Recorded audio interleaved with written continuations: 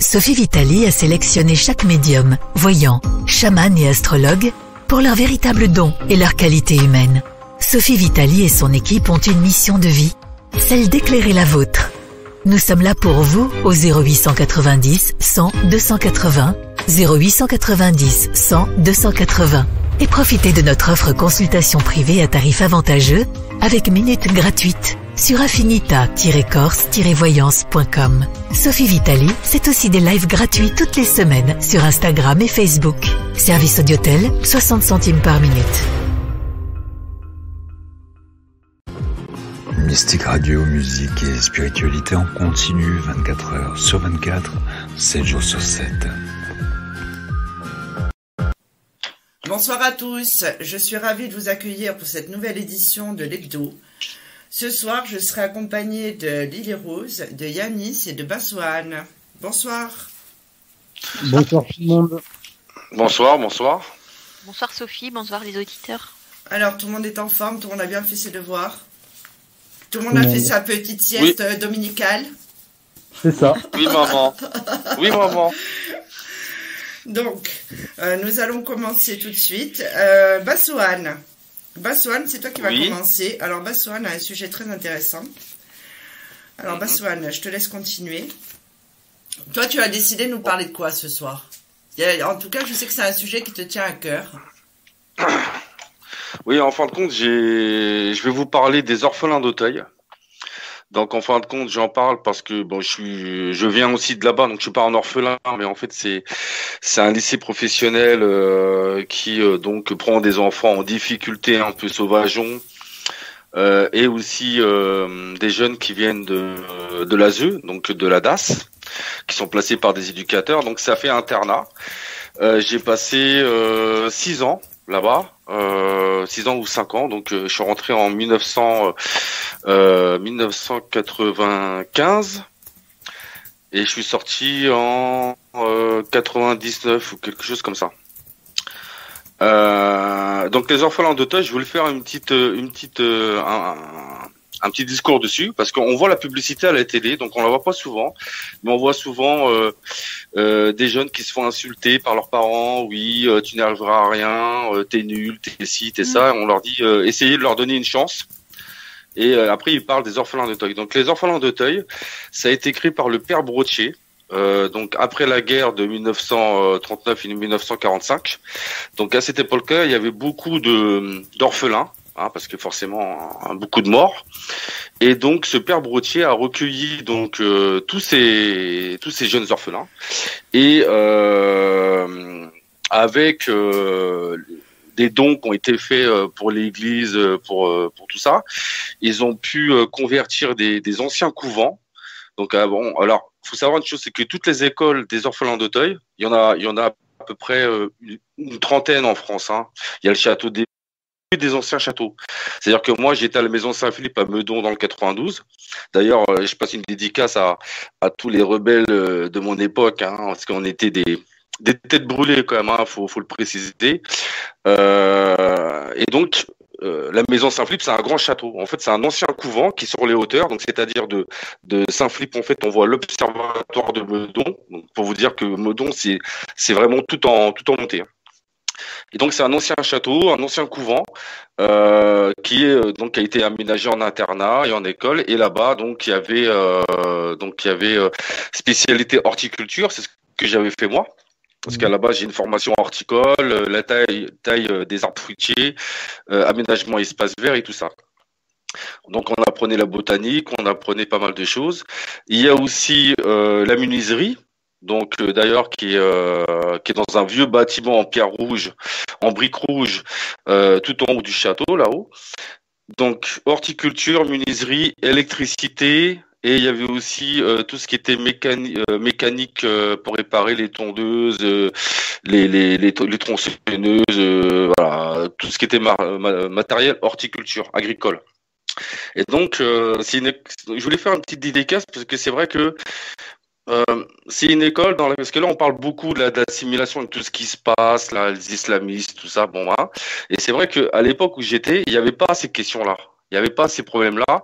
Donc, dans cette école-là, alors bien sûr, il y avait ceux qui s'étaient fait virer de plusieurs établissements, ceux qui avaient des problèmes de violence, ceux qui étaient placés par la DAS. Donc, c'était un internat, donc on vivait H24 là-bas. Moi, je restais un week-end sur 2. Et on avait même, donc on avait des éducateurs, on avait des profs. Et à l'époque, ça rigolait pas. Hein. C'est-à-dire qu'à l'époque, les éducateurs, s'il fallait maîtriser un jeune, s'il fallait foutre des coups, s'il fallait frapper, il n'y avait pas toutes ces règles qu'il y a maintenant. Donc voilà, c'était comme ça. C'est le bon dressage à l'ancienne, on va dire. Bon. C'est-à-dire, Bassoane, excusez-moi, c'est-à-dire que en fait, toi, tu arrivais de l'extérieur. Vous étiez avec des enfants qui étaient à l'orphelinat, alors. Alors, en fin de compte, moi, je venais de l'extérieur parce qu'en fin de compte, il y avait dans cette école-là que je pouvais apprendre l'horticulture. Mais tu as des gens qui sont placés par la DAS. Donc des gens qui sont placés par la DAS, qui sont mis à l'internat là-bas pour apprendre un métier. Souvent, c'est des jeunes en difficulté. Donc, c'est des jeunes qui ont eu des échecs scolaires. C'est des jeunes qui ont des problèmes de violence, de comportement. Et tu as aussi des personnes extérieures aussi qui viennent, donc ce qu'on appelle des externes, donc qui dorment pas sur place. Il y avait, pour te donner un nombre, hein, on était 300 élèves. 300 élèves, et sur les 300 élèves, il y avait 2 nanas. Il y avait que 2 gonzesses qui étaient en horticulture d'ailleurs, mais bien sûr elles étaient externes, elles dormaient pas à internat, sinon il y aurait eu des problèmes. Mais d'ailleurs, ils prenaient, j'ai rien contre elles, mais ils prenaient les plus moches. Hein. Je vous jure, c'est vrai, parce que dès qu'il y avait une nana qui venait parce qu'elle voulait faire de l'horticulture ou qu'elle voulait faire fleuriste ou je sais pas quoi, et ben si elle était trop belle, ils refusaient de la prendre. Ils refusaient de la prendre parce que forcément, bah oui, parce que déjà les moches, c'était les reines là-bas, forcément. Il y en a une qui s'appelait Nouchma, on l'appelait Nouchma. Il y avait l'autre, c'était bon, je vais pas dire non, mais je trouve Kékette, je sais pas quoi. Bon, bref, il y avait, on va dire que les femmes qui étaient moches, elles avaient de la chance, voilà, d'arriver là-bas. Donc dès qu'il y avait une femme qui était, une fille qui était belle, bah, ils lui disaient désolé, on peut pas. C'est un peu dangereux, on peut pas, bon, vous comprenez, même si le soir elle entre à la maison, voilà. Et après, bon, ils se sont modernisés, on a commencé à avoir une dizaine de filles, des filles normales, des filles mignonnes, belles, intelligentes. Bon, il y avait aussi des filles qui venaient de d'autres foyers. Parce qu'il y avait un foyer de filles à Clamart qui venait aussi prendre des cours à Saint-Philippe.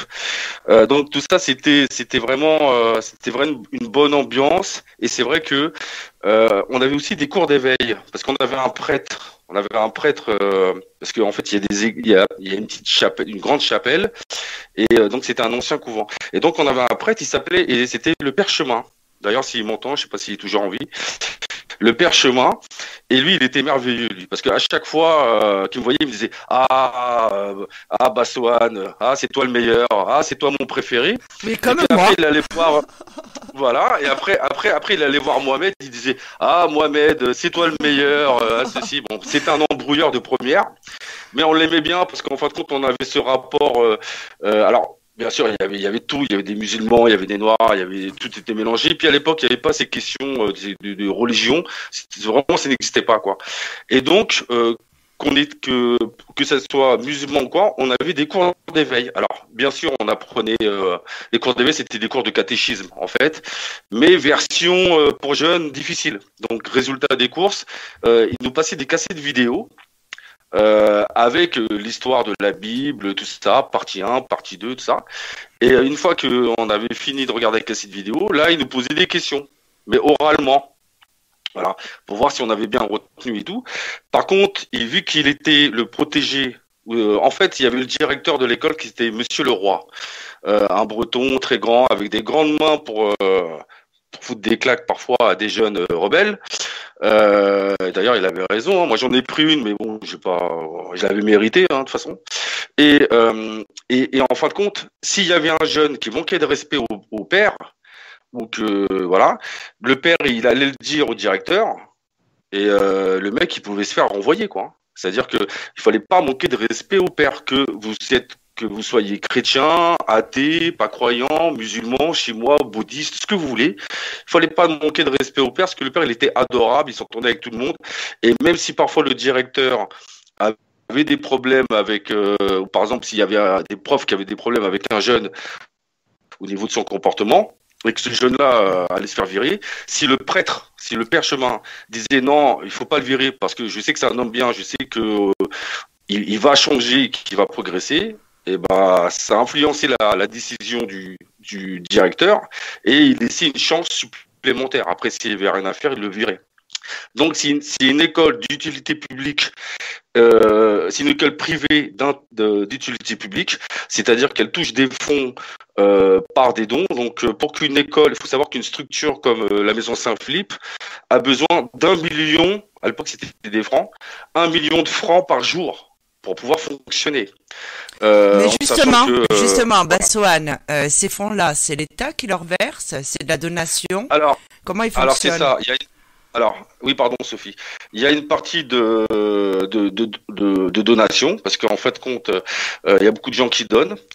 Il y a une partie du Vatican, parce qu'il faut savoir que le Vatican, parce qu'en fait, vu que c'est un rapport avec l'Église et le Vatican aussi, donc le Vatican donne aussi une partie d'argent, disons à l'époque c'était comme ça, donnait aussi une partie d'argent à ces écoles, donc à la Fondation Les Orphelins Apprentis d'Auteuil. D'ailleurs, le siège social est 40 rue de la Fontaine dans Paris 7e, c'est la maison Sainte-Thérèse. Alors, toutes les maisons d'Auteuil, c'est Saint-Philippe, Sainte-Thérèse, Saint-Thomas, voilà, c'est que des noms de saints. Et c'est vraiment des châteaux, c'est vraiment des anciennes églises, des anciens couvents, des anciens châteaux. C'est vraiment des grosses structures. D'ailleurs, il y a 2 maisons, il y en a une en Martinique et une en Guadeloupe, je crois. Et en fin de compte, il y a même des projets internationaux, c'est-à-dire qu'il y a aussi Auteuil international, c'est-à-dire tous les ans, je crois, qu'ils choisissaient des jeunes d'une maison, peu importe, d'une maison d'Auteuil, hein, Château des Vaux par exemple, hein, et qui partaient. Donc, par exemple, c'était des élèves en menuiserie, menuisiers, voilà. Ils prenaient ces élèves-là, ils partaient au Gabon faire des missions. Pour fabriquer des tables, fabriquer des chaises, pour restaurer des salles de classe. Ils envoyaient des horticulteurs pour former, pour leur aider à cultiver aussi des plants, des légumes, des ceci, de salade. Donc effectivement, c'est une grosse structure. Ils font la pub à la télé, on la voit plus vraiment, mais de temps en temps on la voit. Et je voulais faire vraiment un clin d'œil parce que moi qui n'étais pas un enfant facile, je m'en suis sorti aussi grâce à eux. Donc à un moment donné, il faut aussi reconnaître et tous les potes que j'ai gardé contact avec eux, on dit tous quoi. On dit oui effectivement. Alors quand on était jeune, on disait oui c'est la prison, ils nous laissent pas sortir. Alors on est obligé de faire le mur. Bon bref, je vous en parle des vertes et des pas mûres. Mais au final, c'est grâce à eux qu'on s'est construit. Alors moi j'avais des cours de botanique, on avait des cours et en fait le côté éducatif était toujours là, on était suivis, on rigolait, bon bien sûr il y avait parfois des embrouilles tout ça, mais il y avait toujours une bonne ambiance et comme il disait Monsieur Leroy, et ça je me rappellerai toujours, parce qu'on se réunissait comment dire, dans la salle principale, à l'entrée le matin, parce qu'il nous faisait une sorte de speech tous les matins. Et il disait, avant l'heure, c'est pas l'heure, et après l'heure, c'est plus l'heure. Donc, quand on arrivait en avance, on se faisait jeter, et quand on arrivait en retard, on se faisait jeter. Alors, en fait, on regardait nos montres, on était en stress, et à la seconde près, il fallait être présent, quoi. Et celui qui était en retard, je sais plus ce qu'il devait faire. Il devait nettoyer le sol, passer la serpillière, je sais pas quoi. Il y avait toujours des tâches ménagères à faire. Mais voilà, je voulais faire une dédicace parce que pour moi c'est un sujet important et c'est à chaque fois je disais bon, faudrait que j'en parle. Et c'est aussi grâce au Père Chemin que j'ai découvert, même si à l'époque j'étais un peu rebelle par rapport à Dieu, par rapport à tout ça. Et un jour, le Père Chemin, pendant la messe, il m'a donné un hostie, alors que moi je suis pas baptisé, j'aurais bien voulu être baptisé, mais bon, mes parents à l'époque, c'était la New Age, c'était il décidera lui-même ce qu'il veut faire et tout. Bon, moi j'aurais bien voulu être baptisé, mais bon, c'est pas grave.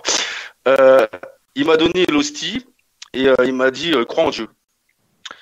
Et à partir de là, ça a commencé à faire le cheminement. Et c'est vrai que c'est grâce aussi à des personnes comme ça, parce que là, on parle des profs, avec ce qui s'est passé. Mais c'est grâce à des gens comme ça, des profs, des prêtres, qui vous mettent sur la voie. Et c'est vrai que les orphelins d'Auteuil, oui, alors effectivement, c'est une école catholique. Bah oui, voilà. Mais sauf que c'est une école catholique qui accepte tout le monde depuis la nuit des temps, qui fait en sorte de donner sa chance à tous les jeunes, quelle que soit leur religion.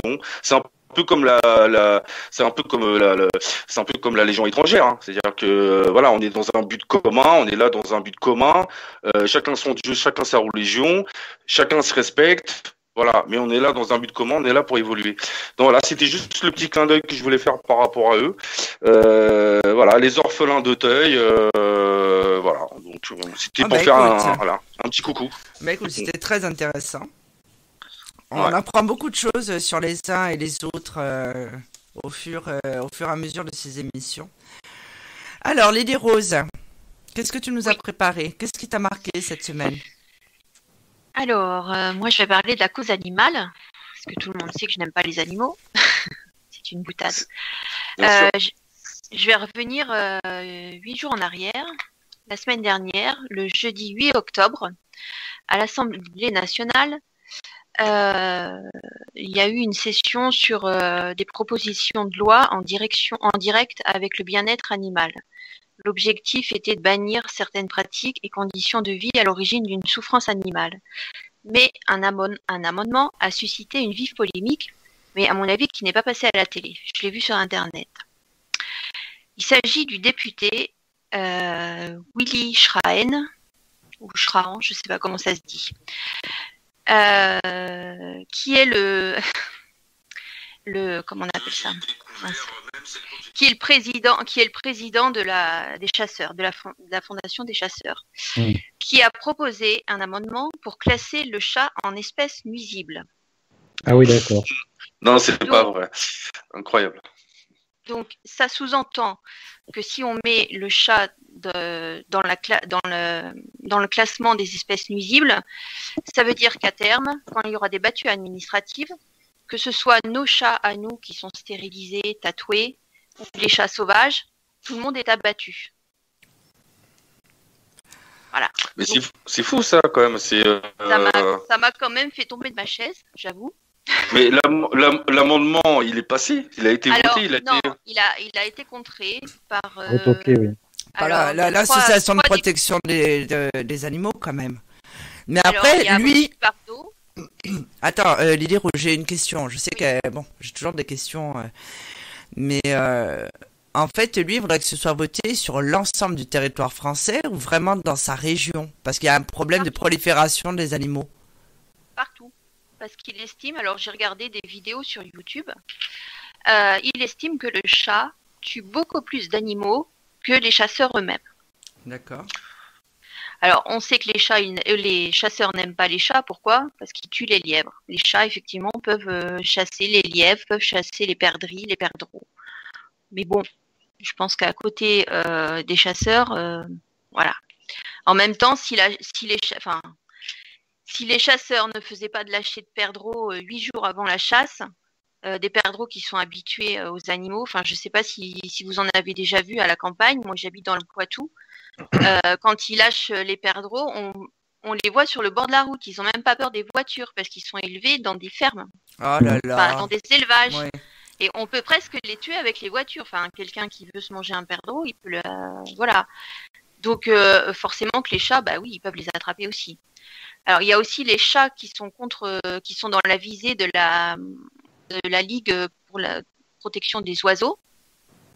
Mais voilà, en même temps, on ne peut pas empêcher nos animaux de manger des petits oiseaux aussi. Donc ça m'a quand même perturbé, quoi. Lily Rose, moi je tombe sur le cul, mais c'est vrai que plus ça va, plus c'est n'importe quoi. Les gens, ils ont que ça à foutre que de pondre des trucs, c'est incroyable de voir des cons pareils. Les animaux, les chats, c'est des chasseurs à la base. Ils sont là pour chasser et tous les animaux, voilà. Ils se régulent eux-mêmes. Après, les chasseurs qui sont là avec leurs flingues pour tuer des animaux, alors que maintenant, je veux dire, bon, dans ce cas-là, on n'a qu'à arrêter les grandes surfaces, on n'a qu'à faire de la chasse comme à l'ancienne, et puis on mange ce qu'on abat. Là, la chasse, moi, je connais des chasseurs, j'ai un contre spécialement, mais quand j'entends ce genre de discours, mais je me dis, mais il faut qu'ils arrêtent, quoi. C'est il l'a tué à ma place. Non, mais voilà, c'est ça en fait. Ils veulent garder leur chasse. C'est-à-dire que ces pauvres animaux qui ont été élevés dans des fermes, leur plaisir, c'est ça en fait. C'est d'avoir le butin à la fin de la journée. Donc en fait, ils veulent préserver. Mais c'est que sur les chats ou sur les chiens, sur d'accord. Non, c'est sur les chats. Là, c'était vraiment. C'est-à-dire que, en fait, parce que moi, j'ai pas regardé, évidemment, mais ça veut dire que moi, mon chat Balthazar, il est là-bas, et tranquille. Et... Il est dans un champ, en train de se balader. Il y a une battue administrative. Donc, j'imagine que c'est un peu comme quand on voit des chasses pour réguler les sangliers ou les chevreuils. Ton chat, il se retrouve au milieu de chats sauvages. Et ben, il aurait été abattu comme les autres. C'est ça. Ils n'auraient pas cherché, ils les capturent pas, ils les tirent au fusil, hein. De toute façon, c'est ça, hein. Ce serait dire encore, ils les attraperaient et ils feraient le tri. Mais même pas. Ils auraient été tirés au fusil. Mais de toute façon, vu que maintenant, il y a tellement de complications pour les entre guillemets, pour les chasseurs, entre les véganes, les machins, les trucs, les anti-chasses et compagnie, ils se disent, autant tirer sur des animaux domestiques, parce que nous, on a envie de tuer. C'est ça notre but. On a envie de tuer, on a envie de faire la chasse. Donc, je parle pas des chasseurs vraiment qui sont là pour réguler les sangliers. Ah oui, il y a des Oui, mais après, on va dire que tout le monde sait qu'on adore les animaux. D'ailleurs, on a prévu de faire une émission prochainement sur le lien que nous pouvons avoir avec les animaux, qu'ils soient spirituels, les liens karmiques, tout ça. Mais j'aimerais bien savoir ce qu'en pensent les auditeurs. Alors, s'ils pouvaient interagir ou via la messagerie sous la vidéo, parce que cette émission est retransmise en direct sur Facebook, ou en nous appelant. Parce que ce serait bien d'avoir quelqu'un qui puisse être d'accord avec ça, justement. Pour essayer de comprendre. Oui. Qu'on essaie de réguler les chats sauvages. Oui. Mais est-ce que déjà c'est par la tuerie? J'en suis pas sûre. Déjà qu'on responsabilise les gens. Il y a eu des campagnes de stérilisation. Mais, enfin, je sais pas. Quand, ça passera jamais. En début d'année, j'ai adopté un chat à la SPA. Il n'y a pas de contrôle derrière. J'y suis allée, on m'a dit vous avez une maison, vous avez un jardin. J'aurais pu dire ce que je voulais. Il n'y a pas de vérification derrière. C'est dramatique, moi je trouve. Parce qu'ils n'ont pas le temps, les pauvres. Ils n'ont pas le temps. C'est-à-dire qu'il y en a tellement d'animaux. Il y en a tellement dehors dans la rue. Mais oui.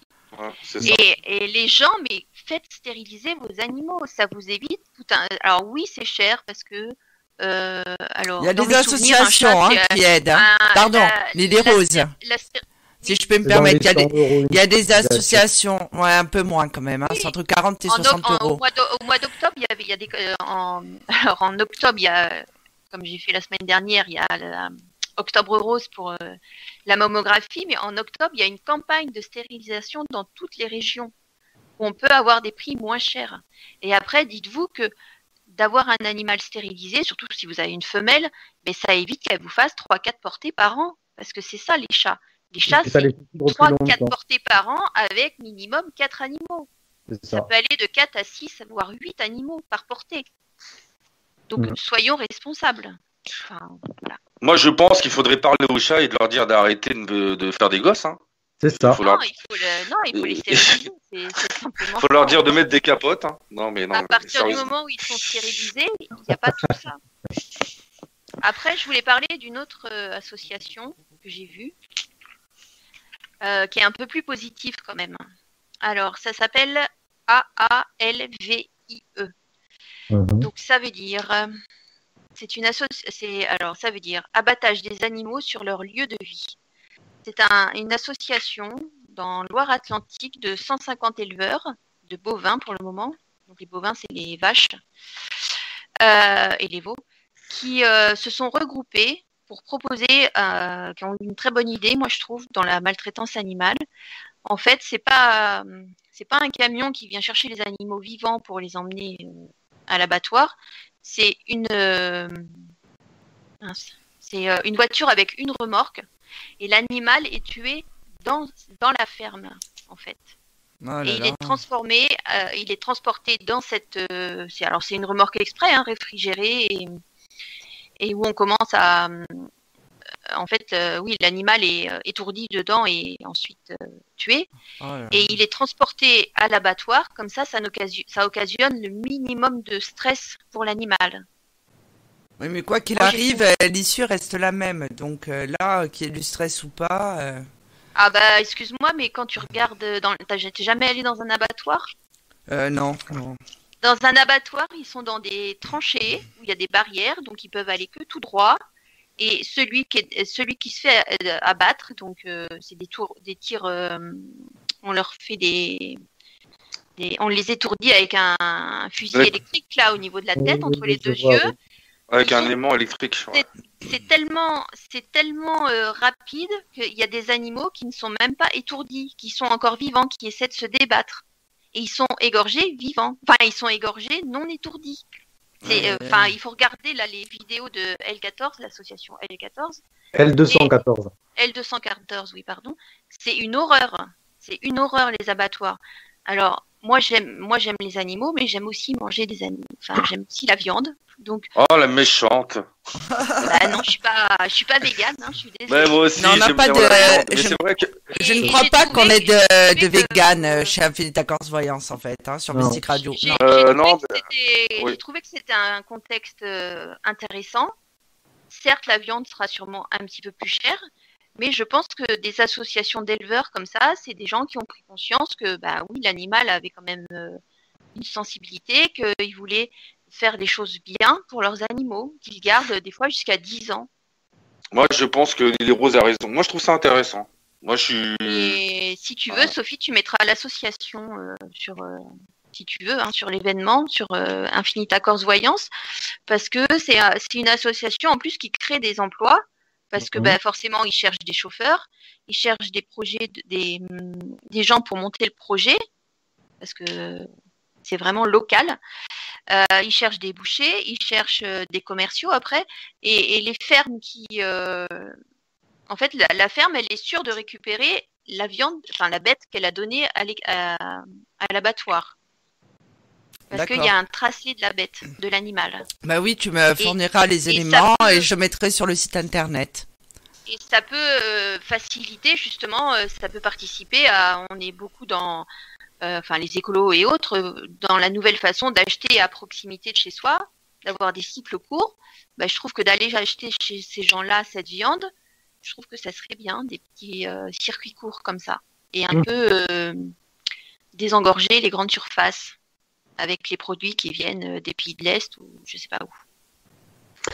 C'est un peu le même principe que les AMAP, mais de façon détournée en fin de compte. Je connais pas.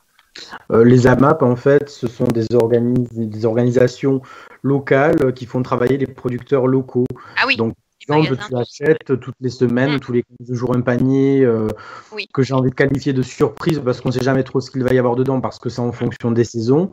Et tu trouves des œufs, parfois un peu de charcuterie, des fruits, des légumes. Mais ça vient vraiment de ce que tu as autour. Et c'est généralement des produits issus de l'agriculture raisonnée. Pas forcément bio, mais raisonnée. Ouais. D'accord. Donc voilà mes deux... Ouais, ben, c'est très bien. Alors moi, je voulais vous parler de quelque chose que j'ai vu, que j'ai trouvé super, parce que ça, après, il y en a qui parleront de karma.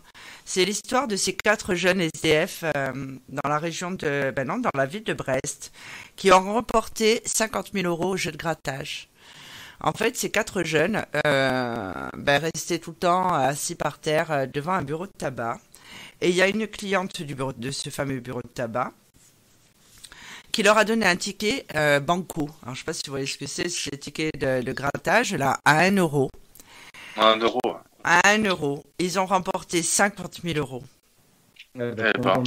C'était le 20 septembre dernier. Et ils ont été récupérer l'argent. Donc, c'est pas au bureau de tabac, évidemment. Ils ont été au bureau de la Française des Jeux C'est le centre de paiement. Voilà. Ils sont repartis avec 12 500 € chacun. Ça, c'est France Bleu Brest qui en parle.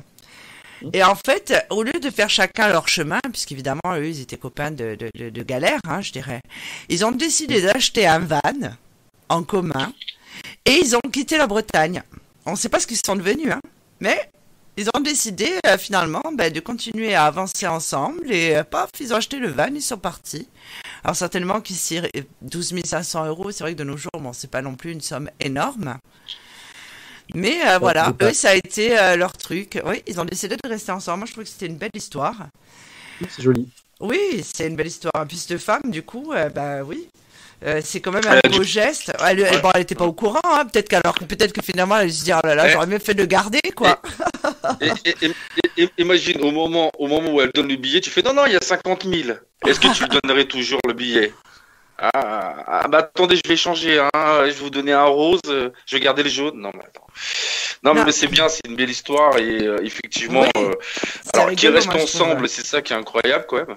Bah oui, c'est rigolo. Moi, je trouve que c'est une jolie histoire. En général, la première idée qui te vient quand tu touches de l'argent comme ça, que tu es à la rue, tu penses à t'en sortir, quoi. Tu penses à... Mais c'est vrai que, d'ailleurs, ça me fait penser à un truc, c'était sur YouTube aussi. Il y avait un homme qui faisait semblant de faire tomber son portefeuille. Et il y a un SDF, c'était aux États-Unis. Il y a un SDF qui lui court après, lui dit, monsieur, vous avez perdu votre portefeuille. Et l'autre, il lui dit, mais vous êtes incroyable, vous me l'avez rendu, tout ça. Donc, pour vous remercier, je vous donne $100 ou $200. Et ensuite, il l'a filmé en caméra cachée, en cachette. Et en fait, ce SDF, tout l'argent qu'il lui avait donné, il est parti acheter des sandwichs, de la nourriture et tout. Et il a donné à tous ses... à tous ses potes, il a acheté à manger à tout le monde, voilà, SDF. Et c'est pour ça que justement, c'est la pauvreté, quand tu as connu la galère, quand tu as connu la pauvreté, tu peux pas ne pas partager. Bon, après, il y en a qui changeront jamais, mais c'est souvent. Alors après, ça dépend qui, parce que effectivement, il y a des ivrognes, il y a des machins qui se bagarrent devant les gares, là, vers chez moi. Là. Bon, voilà, c'est pas les mêmes, mais c'est vrai qu'en règle générale, beaucoup de SDF comme ça ils partagent parce que un jour c'est toi qui vas m'aider, aujourd'hui c'est moi, demain c'est peut-être toi qui auras plus d'argent, donc ils sont dans l'entraide quoi. Et je pense que justement ça on le voit pas forcément ou on le voit très peu chez les gens qui gagnent leur vie ou qui alors il y en a qui donnent aux associations, il y en a qui bien sûr que tout le monde, il faut pas mettre tout le monde dans le même panier, mais c'est vrai que on voit souvent ça chez les SDF. Il y a souvent la notion de partage. Et de solidarité, oui. Ouais.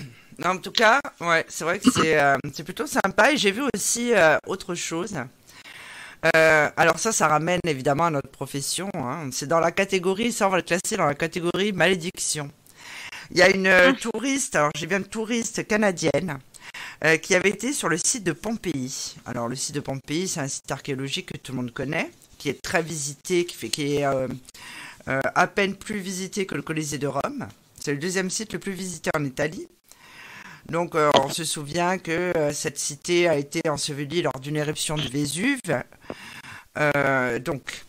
Et en fait, il y a plein de gens qui volent des objets de là-bas, qui les ramènent chez eux. D'ailleurs, ils ont créé un musée d'objets volés. Où en fait, ils ont décidé de stocker, de mettre en exposition tous les objets qui leur ont été rendus. C'est-à-dire que les gens les volent et les rendent. Pour une bonne raison, en fait, c'est que cette touriste, donc, n'a eu que des galères en 15 ans. Elle a eu des difficultés financières et 2 cancers du sein. Elle a estimé que ça venait de ces objets qu'elle avait dérobés sur le site. Donc en plus, elle n'avait pas volé des choses extraordinaires. Elle avait volé un paquet contenant des morceaux d'une amphore, une céramique et 2 carreaux de mosaïque. Le tout accompagné d'une lettre. Quand elle l'a rendu, donc elle a tout rendu avec une lettre où elle se faisait appeler Nicole. Et elle expliquait vraiment que ces objets lui avaient porté une guigne, mais un truc de malade, quoi, apparemment.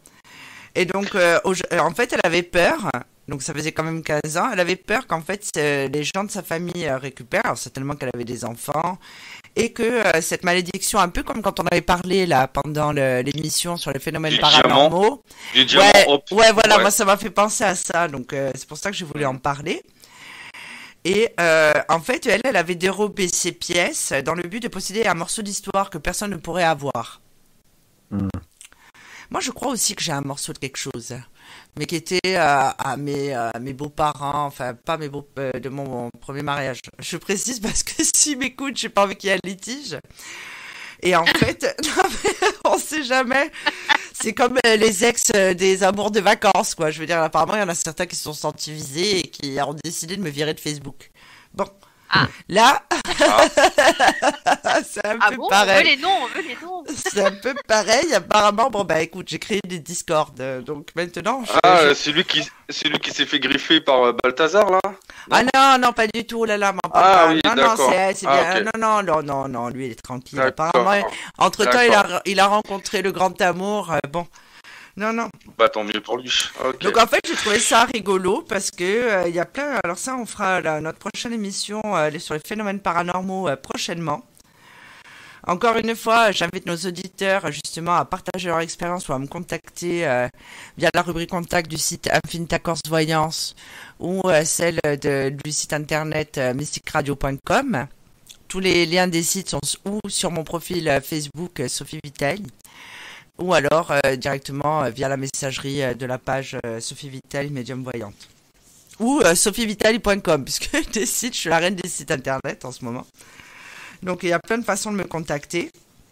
Et je pense qu'il y a plein de personnes qui auraient leurs expériences à raconter. Alors la première émission, c'était nouveau, alors ça c'était encore un concept nouveau. Mais là, je pense que raconter ses expériences, c'est quelque chose aussi de positif. Ça permet d'en apprendre. Ne serait-ce que pour nous, des choses qui n'ont pas été reléguées dans la presse ou qui n'ont pas été mis en scène au cinéma. Je pense que ça peut être une très bonne chose. Donc voilà, ça c'était mes 2 petites chroniques. Évidemment, nous ne parlerons pas des événements tragiques de cette semaine. Parce que j'estime que voilà, c'est déjà assez tragique comme ça. Que malheureusement, tous les 3-4 ans, on y a droit. En tout cas, écoutez, si on fait nos condoléances à la famille, on soutient l'éducation nationale. On a préféré ne pas s'étendre sur le sujet parce que ça fait la une de tous les médias et que je pense pas que notre intervention puisse changer quoi que ce soit. Donc voilà. Yanis, ta chronique. Alors moi, je voudrais revenir sur une étude qui a été menée par le magazine 60 millions de consommateurs. C'est une étude qui a été faite en collaboration avec la revue indépendante Prescrire, aussi une revue que la plupart des médecins reçoivent. Donc les 2 publications, elles se sont associées pour tester 60 médicaments et 72 compléments alimentaires. Donc le résultat est sans appel, la plupart ils sont non seulement inefficaces, mais en plus ils peuvent présenter des dangers pour la santé. Donc tout le monde le sait, se soigner par soi-même, ce n'est pas sans risque, mais ici on parle de laboratoires pharmaceutiques qui manquent de clarté vis-à-vis des consommateurs en proposant des produits potentiellement dangereux à la consommation et donc pour la santé. Par exemple, dans la catégorie des médicaments en libre-service contre les rhumes ou les allergies, l'étude relève la présence de substances problématiques comme la pseudoéphédrine. Donc c'est une molécule qui est un vasoconstricteur, c'est efficace pour la décongestion nasale, mais qui agit également sur le reste de l'organisme. Donc de fait, son action est également présente dans des organismes aussi vitaux que le cœur, le cerveau, et elle peut, dans certains cas rares, certes, être responsable d'AVC ou d'infarctus chez des individus porteurs qui sont inconscients du problème cardiovasculaire qu'ils ont. Alors on apprend également que certains remèdes censés lutter efficacement contre les allergies contiennent eux-mêmes des substances allergènes, ou que l'ensemble des sirops épassis pour la toux n'ont aucune efficacité. Clairement, quand c'est en automédication, visiblement ça ne sert à rien. Et en plus, certains de leurs composants peuvent provoquer des vertiges, des convulsions, de l'urticaire ou des difficultés respiratoires. Donc le bal continue avec les anti-inflammatoires, les antidouleurs, qui sont efficaces mais risqués en cas de surdosage. On apprend aussi que les poudres argileuses prises dans les cas de maux de ventre peuvent potentiellement être contaminées par des métaux lourds. Et pour boucler la boucle, que le millepertuis, qui est une plante que je connais très bien au demeurant, et qui est particulièrement efficace contre l'anxiété et les troubles du sommeil, pourrait diminuer les effets des contraceptifs oraux. Tout ça, évidemment, rien n'est écrit sur les boîtes. On vous les vend, vous les achetez, vous les consommez, vous prenez un risque. D'ailleurs, à propos des contraceptifs oraux qui pourraient être inefficaces en cas de prise de millepertuis, 60 millions de consommateurs est catégorique sur le sujet. Il ne faut pas de compléments alimentaires pour les enfants. Généralement, ils promettent monts et merveilles, mais ils ne sont bien souvent pas si intéressants qu'ils en ont l'air. Donc, pour conclure, je voudrais rappeler que l'automédication, même faite avec des remèdes disponibles en libre-service, en pharmacie ou en boutique spécialisée, n'est pas sans danger et qu'en cas de douleur, avant de dégainer le pilulier, nous devrions toujours demander conseil à un médecin ou un pharmacien avant de jouer les apprentis sorciers. Donc c'est plutôt un message de prévention. Ouais, c'est clair que il y a tellement de compléments alimentaires et il y a tellement d'abus aussi. Moi, je suis pas étonné parce que c'est du fric pour faire du fric. C'est ça. Et voilà. Moi, c'est vrai que moi, ce que je fais par contre, alors c'est ma compagne qui s'en occupe de ça. Elle me commande. Pas parce que j'ai des problèmes, mais parce que j'aime ça. Du ginseng en poudre. D'accord. Du gingembre aussi en poudre. Voilà. Alors, je raconte pas que quand je prends... parce que moi, le gingembre, en poudre, je le mets dans un verre, je mets de l'eau, je mélange et je le bois sec. Je cherche pas à comprendre. Je le bois sec. Alors après, bien sûr, ça me débouche le nez, ça me fait des vapeurs. Et après, le soir, madame est contente parce que forcément, je suis excité comme une puce. Mais c'est sûr que... alors, elle prend, c'est de la spiruline... la spiruline, c'est les algues. Oui, c'est les algues. Et puis il y a le millepertuis aussi. Ça me dit un truc parce que je crois qu'il y avait, elle avait acheté de la poudre comme ça aussi, millepertuis. Et c'est vrai que bon, là c'est chez un herboriste, donc je pense que à la base c'est des plantes. Et puis quand je vois le produit, c'est vraiment le produit brut, comment dire, en poudre. Mais c'est vraiment, ça a été broyé. Voilà, il n'y a pas de composition chimique bizarre, des choses comme ça. Voilà. Millepertuis, on parle surtout dans cet article et cette étude de molécules synthétiques. Donc, c'est-à-dire que quand vous allez chez votre pharmacien, vous avez le nez qui coulait, vous allez en rayon, que vous achetez le sirop qui va bien, les 4 pastilles. Concrètement, c'est quasi 100% chimique, à part la goutte de miel qu'ils mettent pour pouvoir mettre sur le paquet que c'est au miel. C'est 100% chimique. Et c'est justement les effets secondaires. Donc, la balance bénéfice-risque est plutôt au désavantage du consommateur, quoi. C'est ça qu'ils ont voulu appuyer en fin de compte. Et c'est vrai que, alors par contre là-dessus j'y connais rien, mais c'est vrai que j'ai vu beaucoup de trucs sur Facebook ou sur Internet en disant surtout faut pas manger de banane, ou faut pas manger de ci, ou faut pas manger de ça. Mais à un moment donné, il faut manger de tout. C'est comme tout, il faut pas rentrer dans l'excès. Il faut essayer de faire du sport, il faut essayer de marcher parce que l'être humain est fait à la base pour marcher. Et c'est vrai que avec notre travail, c'est pas évident parce qu'on est souvent sédentaire. Et plus ça va, plus il y a de télétravail, plus c'est par téléphone, sur des écrans d'ordinateur. Donc c'est pour ça qu'on dit il y a des obèses. Oui, parce qu'effectivement, moi je le vois très bien. Bon, vous saviez qu'il y a pas longtemps j'ai participé à Roland-Garros. Moi j'ai pas joué au tennis, mais j'ai travaillé un peu. C'est pas moi qui tapais dans la balle, c'est moi qui faisais la balle. D'ailleurs, j'étais une grosse balle. Non, mais en fin de compte, je me suis rendu compte d'une chose. Vas-y. Je me levais assez tôt. Je prenais les transports, je marchais dans les transports. Ensuite, pour aller jusqu'à Roland-Garros, il faut se taper une grande ligne droite. Après, une fois arrivé, il faut se taper une grande ligne droite, il faut descendre, aller au vestiaire et compagnie. C'est clair que j'ai perdu du poids. Parce que le fait de marcher, ça fait perdre du poids. Et c'est vrai que ça, c'est un sujet important aussi, l'obésité. Parce que dans ma jeunesse où j'avais un corps d'athlète, franchement, on me disait t'es un playboy machin parce que c'est vrai, je faisais beaucoup de sport. Maintenant c'est clair que c'est maintenant maintenant moi une salle de musculation, j'appelle ça une salle de torture. Bon, voilà, c'est pour dire le changement de mentalité, hein. Mais c'est vrai qu'on a besoin de faire des efforts et c'est un sujet intéressant parce que c'est vrai que trouver la motivation. Bon, moi, j'ai un rameur, j'ai un terrain de basket à côté. Bon, mais quand t'as pas de motivation, tu veux faire quoi? À un moment donné, je sais pas, il faut quelqu'un qui te fouette, je sais pas moi. Et justement, je me suis toujours posé la question. En fait, la seule motivation qu'on trouve, et c'est la vérité pour tout le monde, hein, c'est que quand t'arrives plus à rentrer dans ton pantalon à pince et que t'arrives plus à fermer ta belle chemise, bah là, tu te dis ouais, t'es dégoûté. Mais ben voilà, mais il faudrait trouver une technique comme si tu as un coach dans ta tête qui te dit allez, vas-y. Parce que c'est... Hein? De l'automotivation? Ouais, de l'automotivation. Ouais. Et ça, j'aimerais bien savoir comment faire. Alors après, bien sûr, on appelle l'auto-persuasion, le fait de voilà. Mais c'est vrai que moi, j'ai beaucoup de mal à me motiver pour faire du sport. Mais une fois que je suis dedans, ça va. Mais c'est compliqué, quoi. J'avoue, c'est compliqué. Alors justement, on voit plein de choses sur Internet parlant. Voilà, tu as raison, Bassoane, on ne faut pas manger de bananes. Maintenant, j'ai vu ça dans le Parisien. Pour maigrir, faut-il arrêter les féculents? Donc en fait, si on les écoute, il faudra arrêter les pommes de terre, les pâtes, les lentilles, les pois chiches. C'est l'inverse du régime crétois. Donc en fait, si on veut faire un régime, selon le régime qu'on choisit, en fait, j'ai l'impression que tout est à base de régime.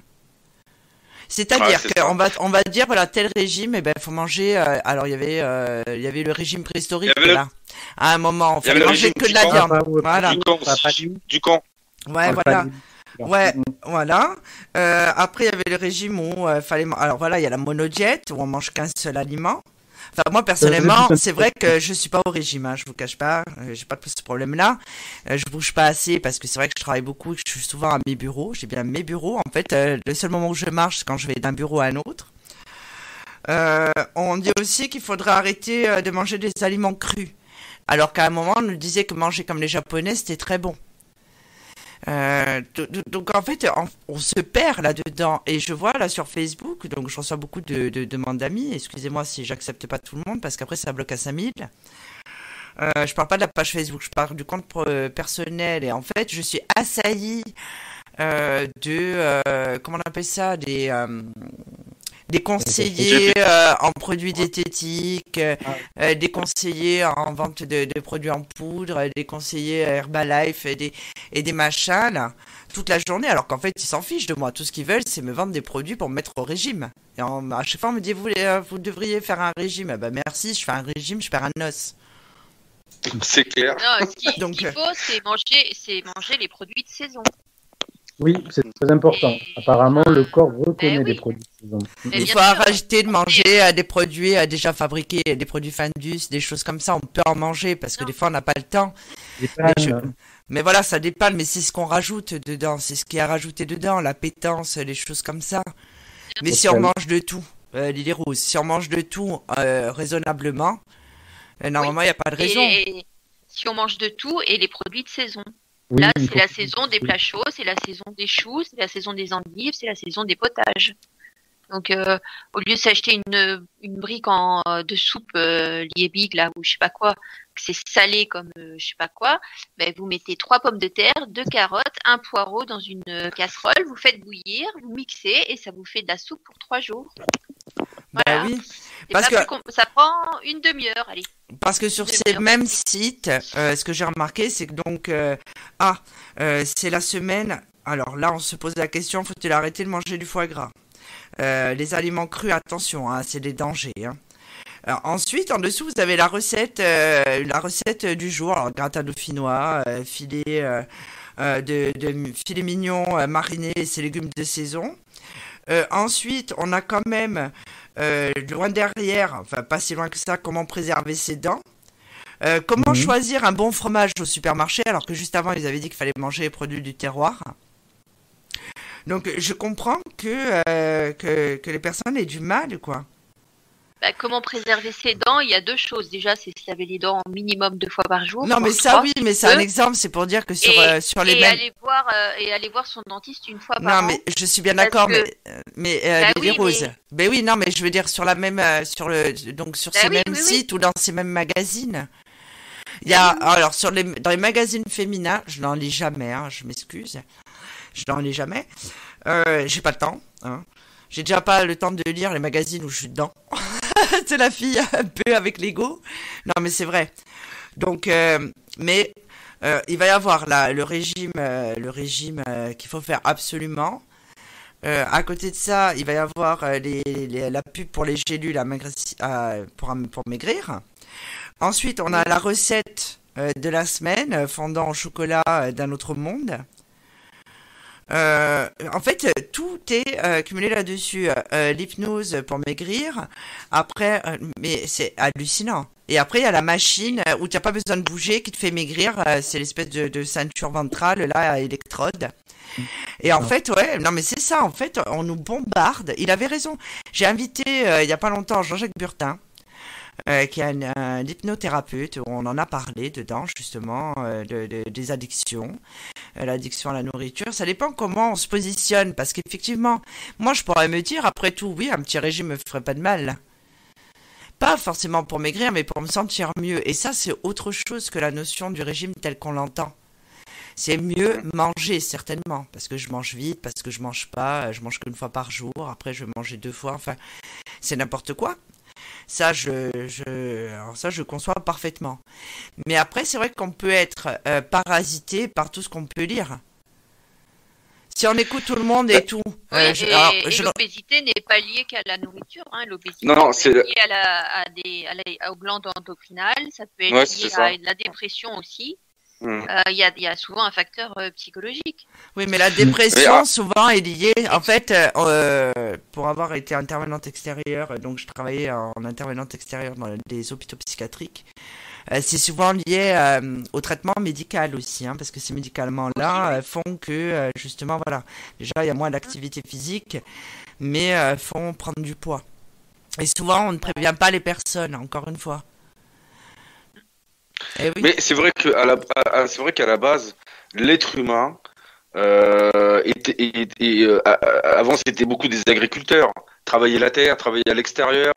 Déjà à l'époque ils faisaient des gosses pour pouvoir s'occuper des terrains et tout. Donc c'est-à-dire qu'à la base on a besoin de bouger, on a besoin de faire des efforts physiques, on a besoin de se balader en forêt, on a besoin de la nature. Et maintenant, avec les villes, tout ça, la télé, le fait qu'on nous bombarde à la télé, on reste sur le canapé, on bouffe, machin. Alors, moi, c'est vrai. Alors, tu vas te foutre de moi, Sophie, mais tu parlais de la ceinture vibrante, là. Et j'en ai une, hein. Allez. Je te jure, j'en ai une.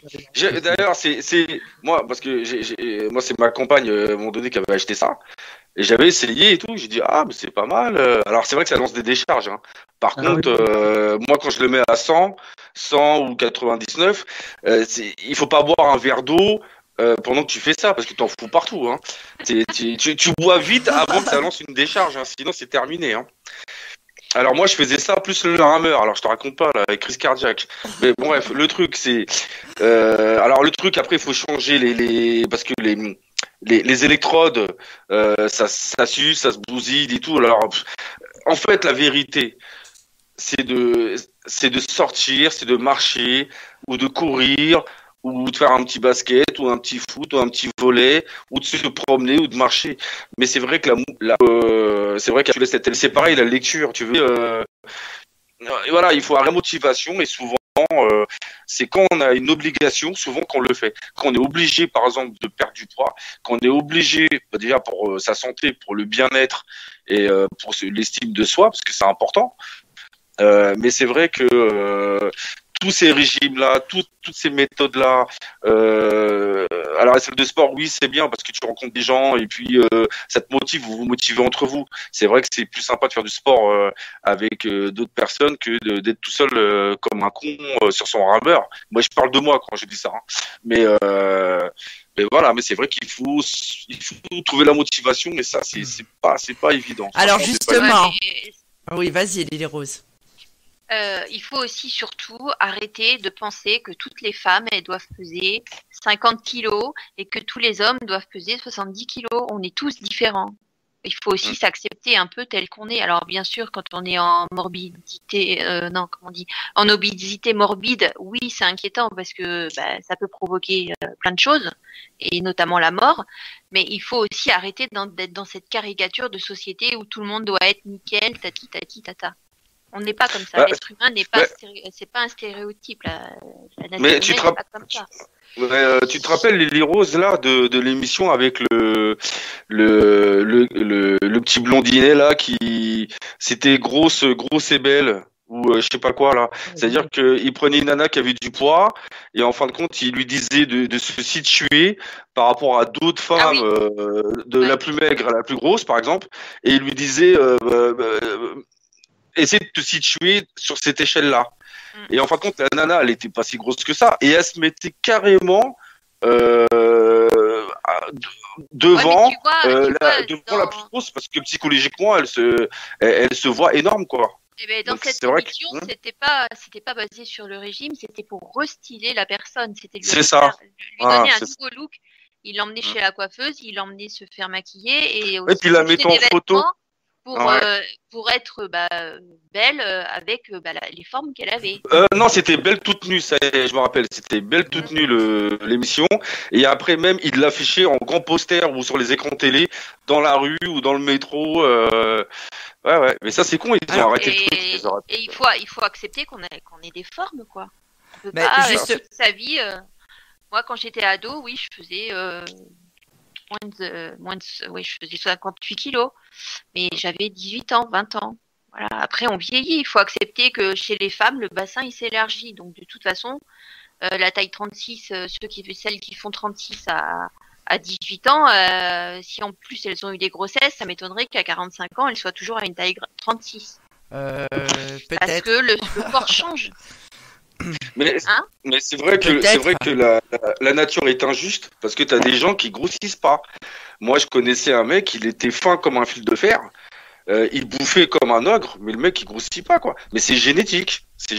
Moi c'est génétique. Voilà. J'ai cette chance là. Mes grands-parents étaient comme ça, ma mère aussi l'était. J'ai eu 3 enfants et j'ai toujours la même allure. Ça veut pas dire que je grossirai pas plus tard. Et justement, je voulais rebondir là-dessus. Enfin, oui et non. C'est-à-dire que là, depuis l'annonce du couvre-feu anti-Covid, on parle de ceinture de chasteté pour les célibataires. Et c'est vrai que nous, en consultation, on entend des gens qui se disent « Mon Dieu, j'ai un célibat qui est tellement ancré. Comment je vais faire pour rencontrer quelqu'un ?» Et ça, je pense qu'il va y avoir justement, en parlant des problèmes de poids, je pense que certaines personnes vont se faire une déprime, parce que ça, c'est annoncé juste avant la déprime hivernale, qui va pas tarder à faire des ravages, si ce n'est déjà fait. Cette ambiance morose, évidemment, les gens ont tendance à faire un peu moins attention, et ils vont se dire qu'évidemment, ils vont rencontrer personne. Donc, je pense que ça fait une surcharge de pensée, comme dirait Bassoane, mélancolique. Donc, et c'est vrai, et tout le monde se dit mais comment on va faire et en plus il y a une instabilité aussi liée à l'emploi, parce qu'il y a beaucoup d'entreprises qui ont fermé ou qui sont pas très très bien, notamment le milieu de la nuit, les restaurants, tout ce qui va avec. Alors c'est vrai que nous en Corse, puisque je vis en Corse pour l'instant, on n'a pas ce type de restriction, mais quand bien même je pense que tout ça va faire une espèce de marmelade. Alors évidemment, restez chez vous, hein. On va pas vous dire de sortir pour sortir. On peut rencontrer des gens avant 21h quand même.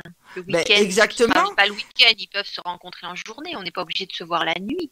Exactement. Et justement, la plupart des rencontres, c'est au travail en plus. Exactement, c'est ce que j'explique toujours aux consultants. Vous n'êtes pas obligé d'aller dans un bar ou à une soirée pour rencontrer quelqu'un.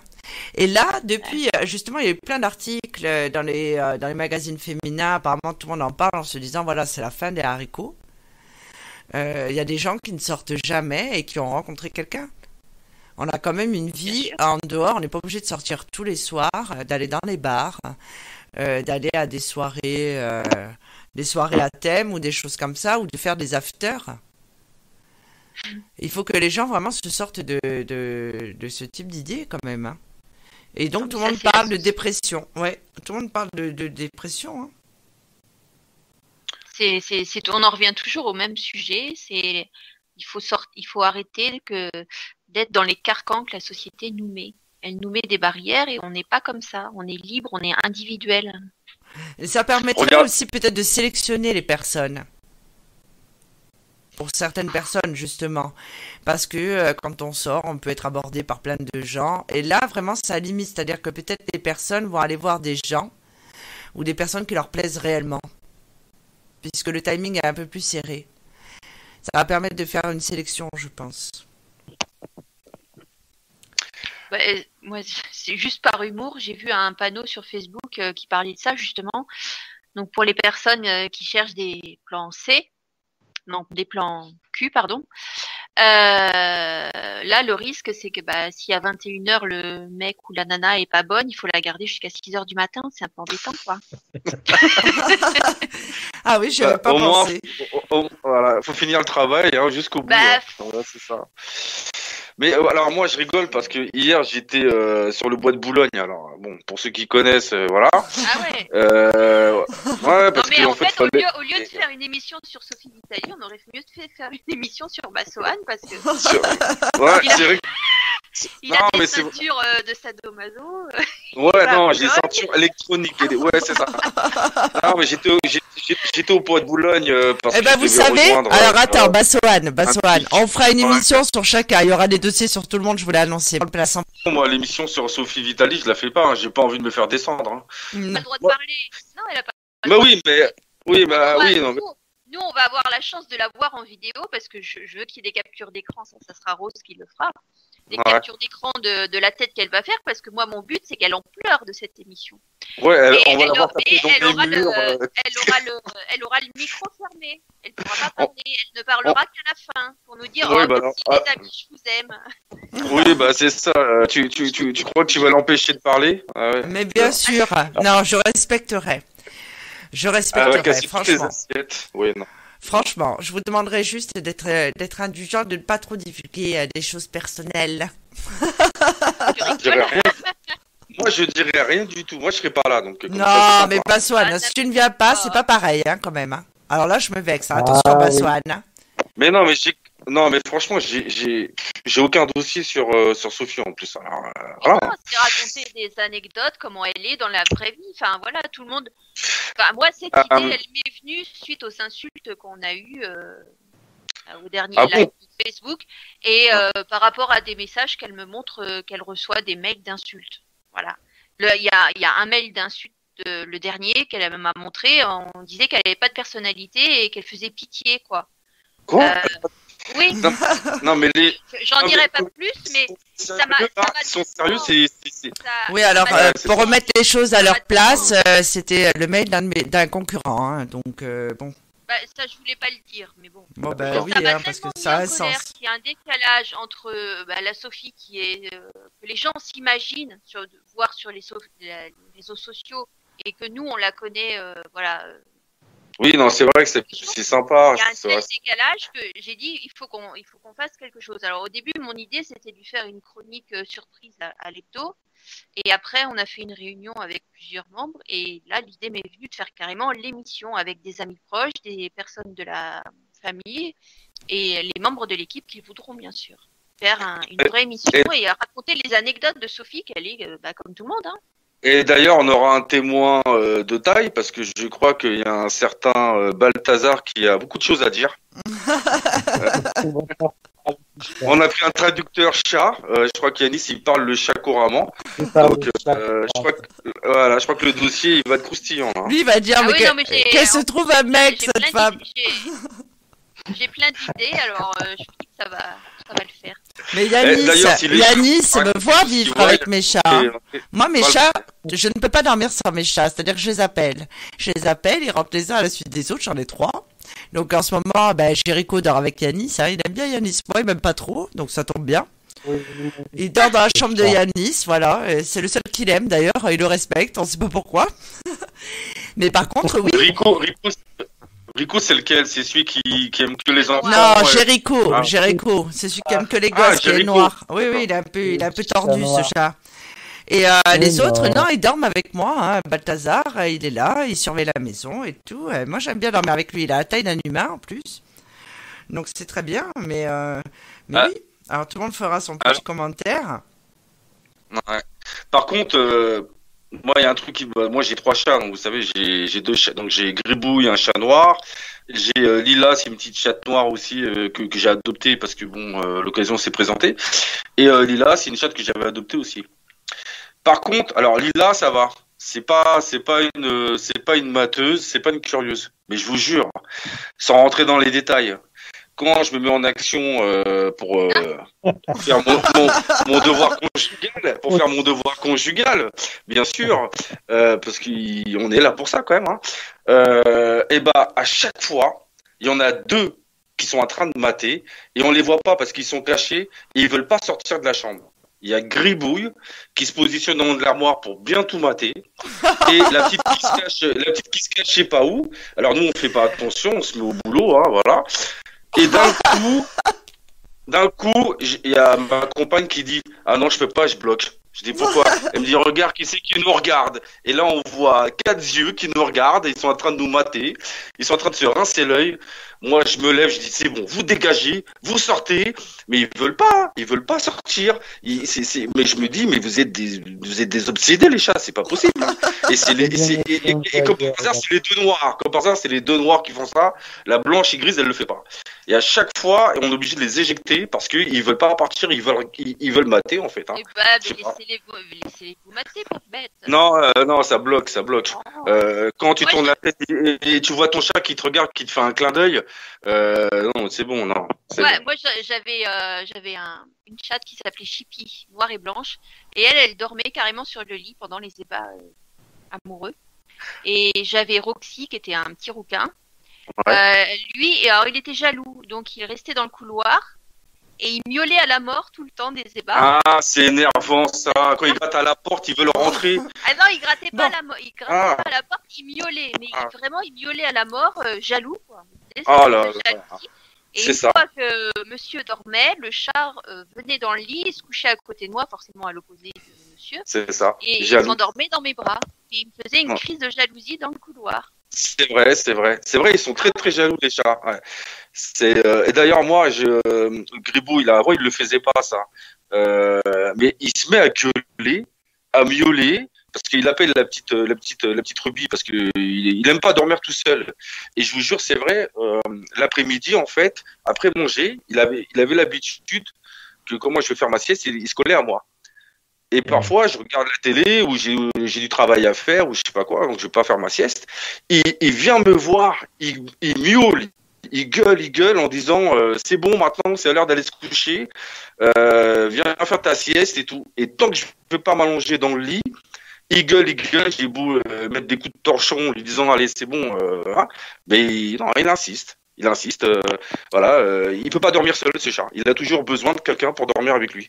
C'est incroyable. Et parfois quand je suis en consultation, d'ailleurs les gens parfois ils rigolent parce que il me fait péter un plomb, donc je suis en train de tirer les cartes et là il est là, il miaule. Et parfois je suis obligé de l'insulter parce que ça me après je dis pas prends-le sur tes genoux pendant tes consultations. Mais non, pour qu'il me foute mes cartes en l'air. Mais non. Non, moi Roxy, il dormait sur mes genoux pendant que je faisais l'audio. Et des fois t'entendais le ronron. Ouais. Ah oui, je sais pas, mon pendu, je le savais. Notre émission a dévié sur les ébats de Bassoane. Alors qu'en fait, j'allais en venir à... on en parle beaucoup. Alors, lié justement, je parlais de la ceinture de chasteté anti-Covid. Lié. Et en fait, j'ai vu une pathologie, ce qu'on appelle une pathologie, c'est l'anuptaphobie, qui a un rapport avec ce dont je parlais juste avant. Maintenant, on a perdu le fil, évidemment. Mon entrée est moins fracassante, hein, les amis. En fait, l'anuptaphobie se caractérise par la peur démesurée et irrationnelle d'être seul et de ne jamais trouver de partenaire. Cette angoisse de rester célibataire traduit bien souvent une crise d'identité, un grand manque de confiance en soi, mais elle est aussi largement alimentée par une pression sociale, exercée en particulier sur les femmes, à se marier, vivre heureux et avoir beaucoup d'enfants. Donc, cette pathologie, en fait, c'est la peur d'être célibataire à vie, à la mort. C'est simple, les personnes qui sont atteintes de cette pathologie, bon, bien souvent on ne le sait pas, hein. Il y a des diagnostics, en fait c'est très sérieux, hein. Il y a une étude qui a été faite par des Américains. Et en fait, en tant que célibataire, si vous avez cette pathologie, vous pouvez vous jeter dans les bras du premier mec que vous croisez. Et en couple, vous êtes paralysé à l'idée de vous faire larguer. Et il peut y avoir aussi le fait de ne pas quitter la personne pour ne pas être célibataire, ne pas être seul. C'est-à-dire que la personne anuptaphobe ne peut pas imaginer être heureuse en dehors du couple. Donc, c'est ça. Oui, voilà, seule, elle se sent. La dépendance affective. Oui, on en a parlé dans l'amour dans tous ses états. Et en fait, seule, elle se sent incomplète car l'amour et le couple constituent sa valeur numéro 1. Et il y a certaines personnes, moi j'ai remarqué, hein, toujours par rapport aux consultations, qui n'évoluent pas professionnellement tant qu'ils n'ont personne dans leur vie. En fait, c'est les personnes qui tournent en rond. Donc, c'est une étude qui a été publiée en 2013 par le journal donc américain. C'est les personnes qui ont peur d'être célibataires et qui ont tendance à être plus dépendantes et malheureuses dans leur relation amoureuse que les autres. Non seulement ils sont en couple, mais ils ne le vivent pas bien. Donc le problème, c'est que cette peur panique d'être seul pousse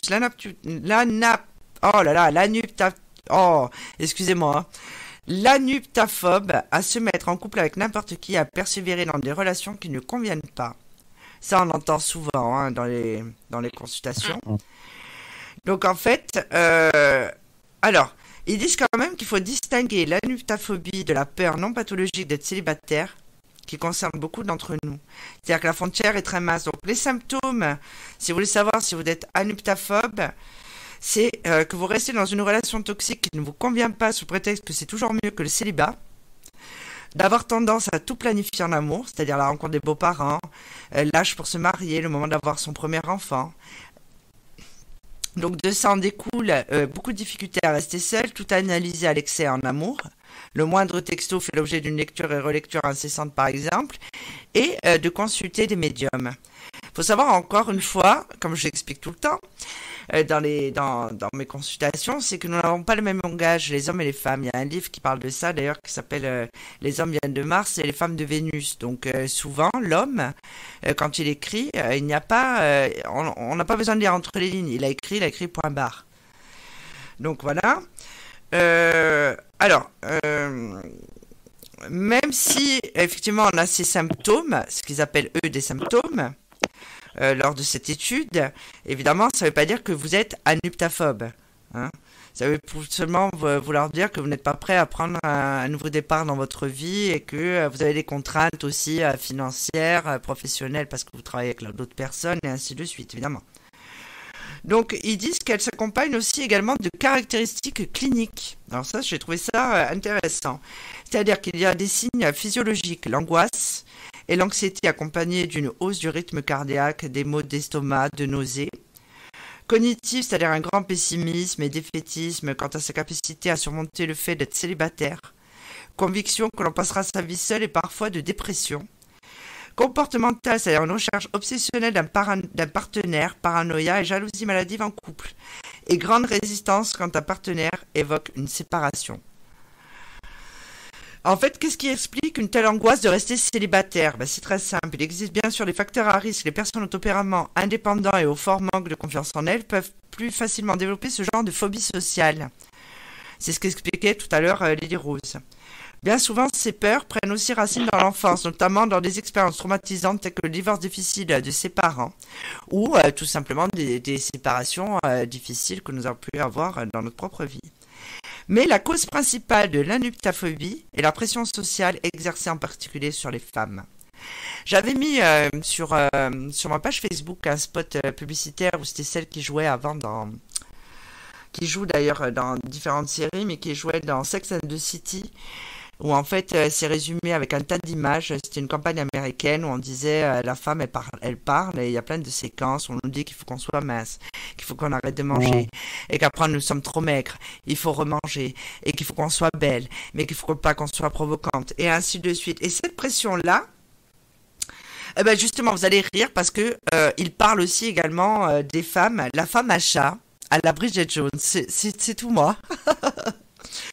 En passant pour les princesses Disney, d'ailleurs, nous aurons une émission là-dessus sur les archétypes le 25 novembre, le jour des Catherinettes, de la Sainte Catherine, qui ne s'accomplissent. On explique aux femmes qu'elles doivent se marier, avoir des enfants, être fidèles à leur mari, parce que même si les mœurs sont changées, même si la femme a évolué, elle a le droit de vote, elle a évolué au niveau de ses carrières, elle est toujours sous-payée, la femme, faut le savoir. Et en fait, on nous berce d'illusions. C'est pour ça qu'avec Lily Rose et Rose, nous avons décidé de faire cette émission. C'est-à-dire que on nous dit que quand on rencontrera un homme, on vivra le grand amour, ce sera l'amour parfait, l'amour à la Barbie, et un tas de choses. Et on ne cesse d'associer la femme célibataire à un être triste et désorienté. Alors moi, il n'y a pas longtemps, on m'a fait une remarque comme ça, on m'a dit « Ah, moi je suis pas bien avec mon homme, mais quand je te vois toi, quoi ».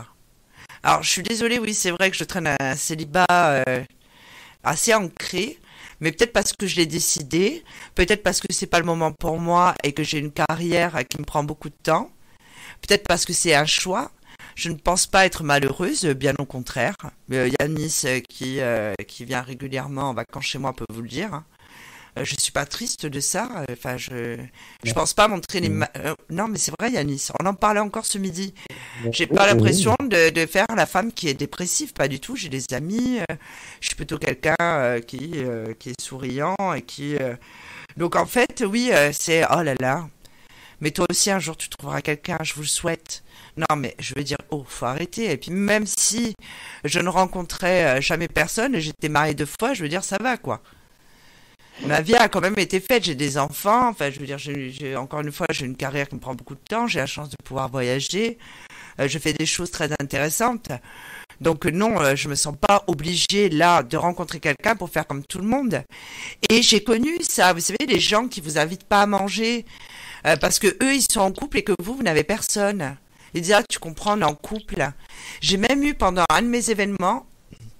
Donc j'avais fait un événement, il y avait plusieurs personnes, donc le soir on part dîner, et on m'a dit bah tiens je te laisse son mari à côté comme ça voilà.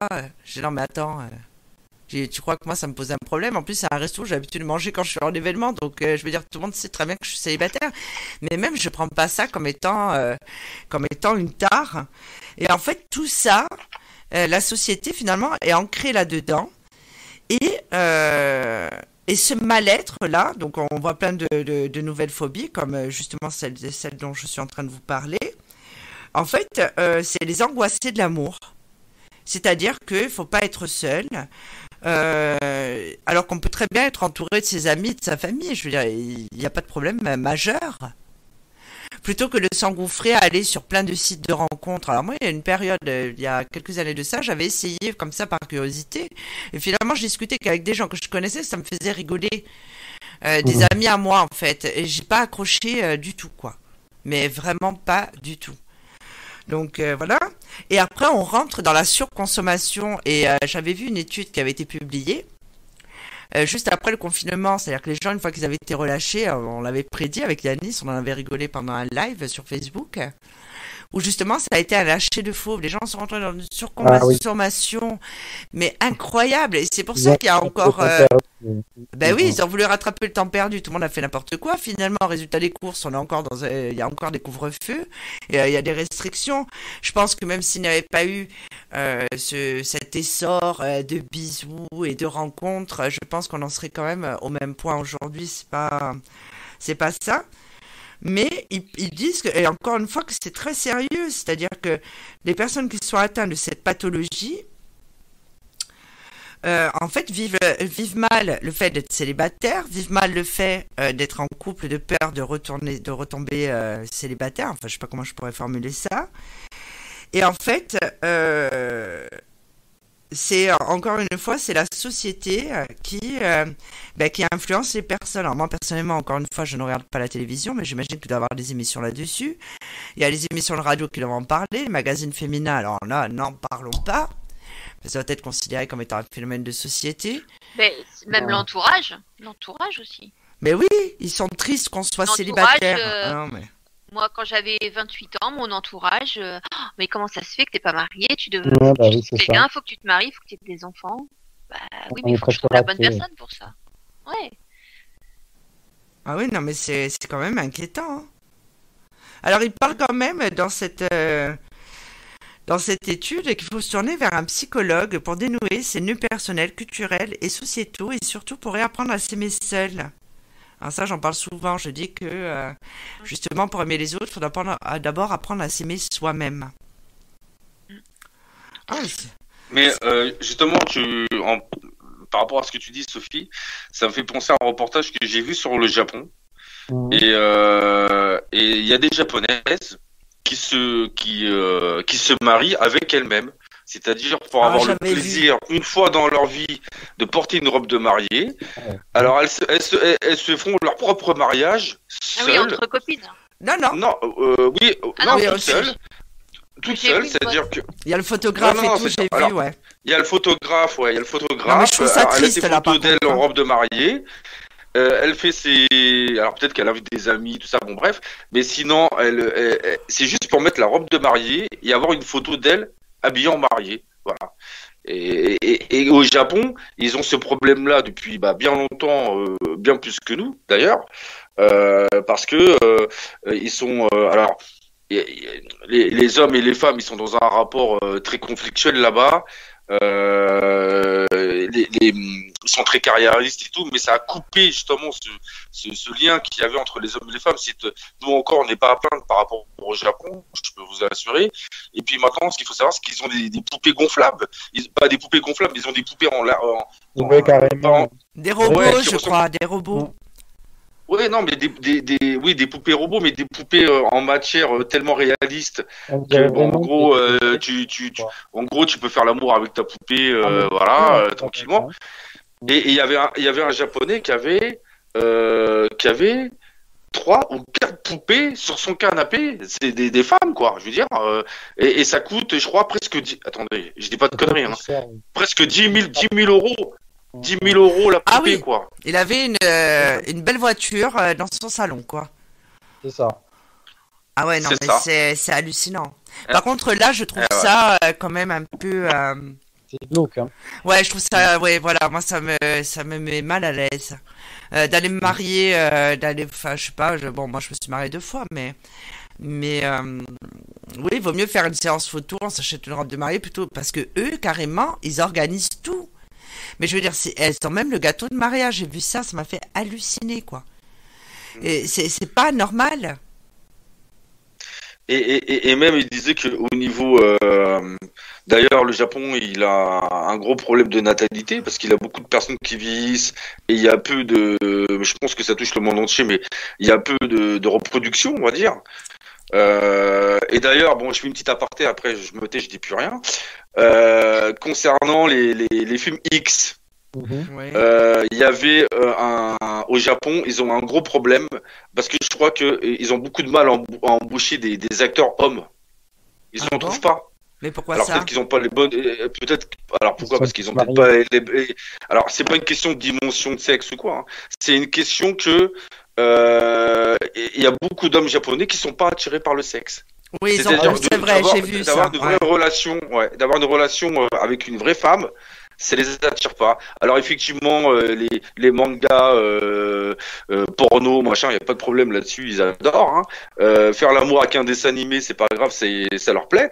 Mais faire l'amour avec une vraie femme, non, ça les attire pas. Et donc, un producteur de films porno, il disait qu'en gros, il avait 1 ou 2 acteurs hommes, mais il galérait parce que les Japonais sont pas attirés par. Mais c'est parce que il y en a eux, très peu. Ils sont tombés dans la technologie, et ça j'avais vu. Et en fait, ils vivent pas comme nous du tout. Et il y en a certains qui dorment dans des pièces qui font 2 mètres carrés. Là, c'est quand même un extrême. Et en fait, ils sont plus habitués à être en relation les uns les autres. Et malheureusement, en fait, les jeux vidéo ou les applications, on le voit bien ici, on voit bien en Europe qu'il y a beaucoup de gens qui vont au restaurant, qui restent sur leur téléphone. Je veux dire, c'est des vies préfabriquées, c'est ce que j'expliquais l'autre soir pendant une émission, je ne sais plus laquelle, où justement, c'est avec, j'avais reçu un invité, où on se disait que justement les gens, ils sont au téléphone, à table, ils sont en couple, et ils restent sur leur téléphone, ils discutent sur les réseaux sociaux, ils prennent en photo ce qu'ils sont en train de manger pour dire qu'ils ont été à tel endroit, quoi. En fait, on dirait qu'ils ont été au restaurant pour dire on a été au restaurant et pour le dire sur les réseaux sociaux. Non. Et malheureusement, je pense qu'un jour, ça va arriver. Hein. Parce que les gens, ils communiquent que par les réseaux sociaux. Donc, ils s'envoient un message, ils ont l'impression d'être en communication. Ils ont l'impression aussi que certaines relations virtuelles qu'ils peuvent avoir, c'est la vraie vie. Sauf que la vraie vie, c'est pas ça. La vraie vie, c'est de faire un barbecue avec ses amis. Il y avait un film qui parlait de ça, je me souviens plus du titre. Les gens étaient en fait toujours couchés dans une coquille. Et en fait, c'est Clown. C'est avec Bruce Willis, c'est Clown. Et c'était et en fait, ils faisaient vivre leur vie à un androïde ou un clone, oui. D'accord. C'était la machine qui allait au travail, qui faisait des courses, je sais pas quoi. Ça. Et eux, en fait, ils restaient dans leur maison. À rien faire. Ça. Ah mon Dieu. Et d'ailleurs, c'est avec Bruce Willis. Et je crois que le film il s'appelle Clown. Et en fin de compte, ils avaient perdu un enfant, je crois. Ah, ils ont perdu un enfant. Lui, en fait, il est flic à la base. Donc, en fait, les gens, ils sont allongés dans une espèce de fauteuil, dans une coquille. Ils sont connectés avec des capteurs. Et en fin de compte, ils se voient dans la vraie vie, dans un corps parfait, beaucoup plus jeune. Alors, ils courent super vite. Ils ont super de la force. Et le problème, c'est que justement, à un moment donné, il y a ce qu'on appelle un groupe de rebelles qui revendiquent justement la vraie vie, le vrai contact, le vrai truc, et qui trouvent la parade. C'est-à-dire que quand ils tirent sur les robots qui représentent en fait ton double en robot qui va travailler à ta place, qui va se balader dehors à ta place, ils ont trouvé, il y a des rebelles qui ont trouvé un pistolet que quand tu tires sur le robot, ça te tue toi aussi. C'est-à-dire ça tue ton robot, ton avatar, et ça te tue toi aussi. Et en fin de compte, à la fin du film, la société, tout le monde lâche ses robots, ses androïdes, leur double, on veut dire, et ils ressortent tous dehors et puis ils regardent le soleil, ils reprennent de goût à la vie en fait. Parce que et d'ailleurs c'était un film futuriste. Oui, dans situation, ouais, c'est ça. Mais ça reflète bien ce que tu dis en fait. On est dans les réseaux sociaux, il n'y a que ça qui compte. Exactement. Exactement. Il y a il y a des gens qui peuvent être amis. C'est pour ça qu'il y a une surconsommation aussi des applications de rencontres. Certaines personnes nous disent on est en couple mais on s'est jamais rencontrés. Oui, j'allais t'en parler. Regarde toutes les relations virtuelles. Il y a des gens, ils restent 2 ans, 3 ans en contact sans se voir. Sans se voir. Pour l'un de l'autre. Et puis le pire, c'est que des fois, ils habitent à 30 km. On en a eu des comme ça. Oui. Et ça, je trouve ça... Oui. Oui, ça arrive. Oui. Des cas comme ça. Ouais. Donc, encore ils vivent l'amour dans le virtuel. C'est hallucinant. Ouais. Donc voilà. Mais c'est vrai qu'avec le Covid et tout, alors ça arrange pas les choses. Mais c'est vrai que dès que les gens vont pouvoir ressortir une fois que ça sera fini cette histoire de virus là, je pense que les gens ils vont vouloir vraiment ressortir parce que le côté français, on aime bien faire la chouille, on aime bien aller au bar, on aime bien les contacts, on aime bien tout ça. Et je pense qu'il va y avoir justement peut-être un effet inverse que les gens ils vont vouloir revivre une fois que tout sera réglé, bien sûr, vivre plus en contact direct que les réseaux, ça sera un complément, mais ça sera plus comment dire, le principal, quoi. Ah, Bassoane, je crois que voilà, nous sommes arrivés au terme de cette émission. On a perdu Bassoane. Non. Je croyais. Donc voilà. Donc cette émission est terminée parce que à 21h, on revient en direct pour l'émission sur les liens karmiques, la partie 2. Donc là, nous serons accompagnés de Lily Rose. Enfin, je serai accompagné de Lily Rose, de Rose. Et Lily Rose aide-moi parce que je suis perdue. C'est tout.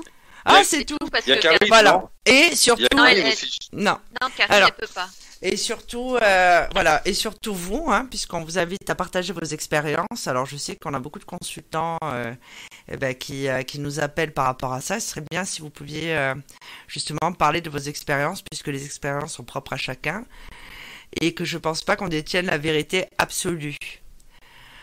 Donc voilà, on revient vers 21h, enfin à 21h pile d'ailleurs, donc juste le temps là, hop, d'aller boire un coup, de manger et on revient tout de suite. On est bon ? Le petit café ? Oui, le petit café, oui, un grand café même, hein, je dirais. Donc voilà. Ok. Bon, bon courage pour l'émission tout à l'heure, les filles. Hein. Bon courage à vous et puis bonne Merci soirée à à vous tout le trois. monde. Merci, Voilà. à tout à l'heure. Bonne semaine Ciao. tout le monde. Au revoir. Ciao, ciao. Mystique Radio, musique et spiritualité en continu, 24 heures sur 24, 7 jours sur 7. Sophie Vitali a sélectionné chaque médium, voyant, chaman et astrologue pour leurs véritables dons et leurs qualités humaines. Sophie Vitali et son équipe ont une mission de vie, celle d'éclairer la vôtre. Nous sommes là pour vous au 0890 100 280, 0890 100 280 et profitez de notre offre consultation privée à tarif avantageux avec minutes gratuites sur affinita-corse-voyance.com. Sophie Vitali, c'est aussi des lives gratuits toutes les semaines sur Instagram et Facebook. Service Audiotel, 60 centimes par minute.